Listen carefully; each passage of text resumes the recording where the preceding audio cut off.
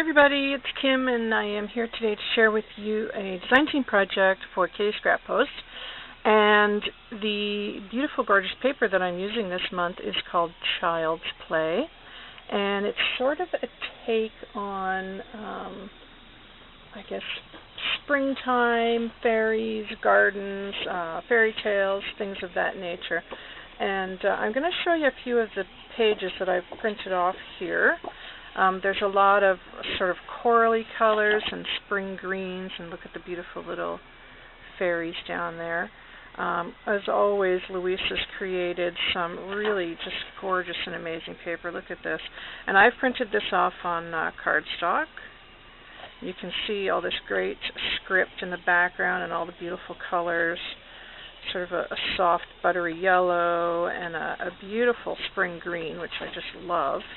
And then there's this gorgeous one with the bird, which I have used in my project here. And then, of course, there's also some beautiful aquas and teals. Look at this one in there as well. So there's a really, really great mix of colors in this collection that she's done. And then it's got a lot of music sheets. Look at the fairies. So cute. Just absolutely beautiful, beautiful paper. I just love it. And I'm going to age myself, but I actually remember Marjorie Daw. Seesaw Marjorie Daw. I remember that as a child. But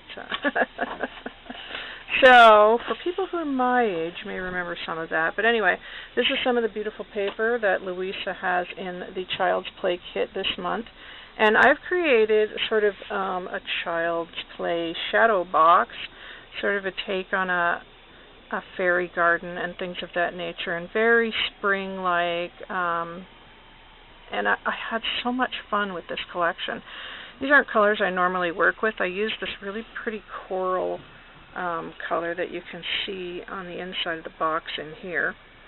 And it's a color, well, actually you can see it more in the back there. It went with this paper really, really well. So that's the color that I used. And it's a, I think a folk art paint, and it's just called Coral. So that's what I've done. Now the box itself is a Gina's design piece. This is actually one of Gina's doily boxes that you can find in her store, and I didn't use it for what it was intended for, but I thought this would make a great shadow box, and I had tons of fun doing this. So let me share with you what I did after I put the shadow box together, and I painted it that beautiful coral color that you see there. I cut some pieces from Louisa's paper line, and you can see here there's a piece, and I went all the way around the box with it and just papered all the way around. On the inside I just painted the sides, and then I used two pieces of the paper that I matched up here, and this is the piece with the fairy and the window and the bird and the flowers. One of my favorite pieces in this collection. I just love it. And then I just kind of started building from there. At the top here, you can see this handle. This is actually a thrift store handle that I found, and I thought it looked really cool there, so I added that to the top with just some Preman Wild Orchid Craft flowers and a vintage lace bow from my stash there. And I had this really pretty heart lace here, and I put that all the way around. That's from Suafua on Etsy. And I did that all the way around the edges there. You can see it. Except for at the bottom, I used this beautiful peacock lace trim that I got from Kathy's Crazy by Design on Etsy. Love, love, love this trim. I just think it's so pretty, and it just hangs down beautifully, because this can hang on the wall, so I thought that would be really nice to have hanging down. And these are two of the doilies here in the background from the doily box set that you get with the shadow box.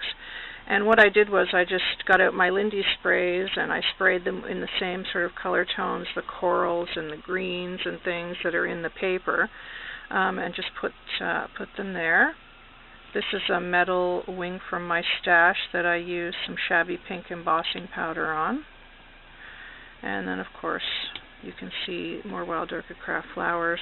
The banner is from, it's wooden, and it's from Witchcraft on Zibbet, as are the letters that spell fly. because of course I just wanted to sort of tie into the whole fairy theme and wings and butterflies and dragonflies, etc. Over here I've used a Prima Fairy and more beautiful flowers, and then a little Prima piece that says Hello Spring.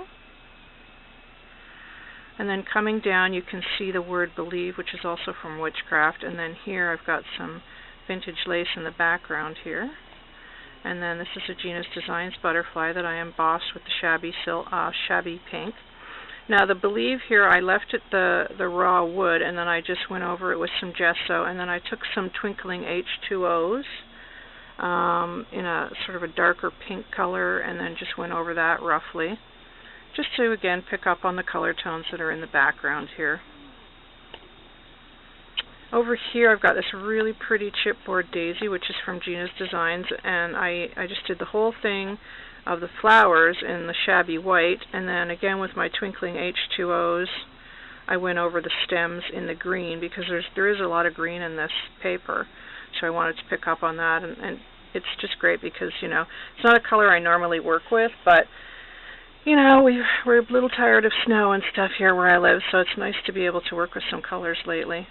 There's another Prima Fairy and a dragonfly from Gina's, and then these are just some word sentiments that I had that says songs, wings, and soaring, because you can see in the background of this paper, as Louisa always does, she has great backgrounds on her papers.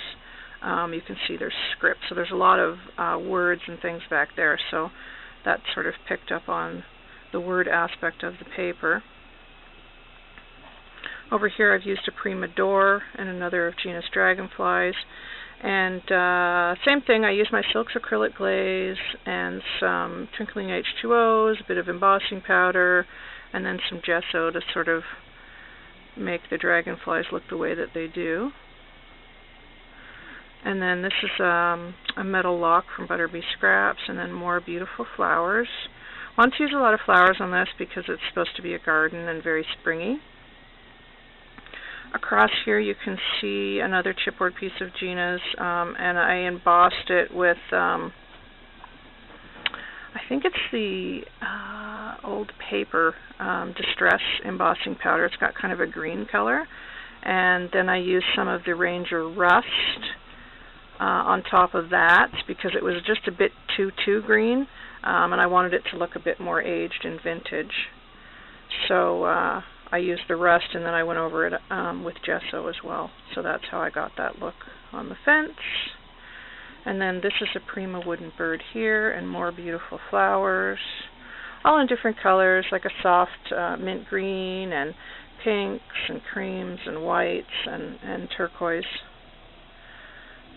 And that's pretty much it. I left the back fairly plain. I've just added a piece of paper to the back so I can write something on the back if I give this to someone. And I really love this paper. It's so pretty. And again, you can find this on Louisa's shop.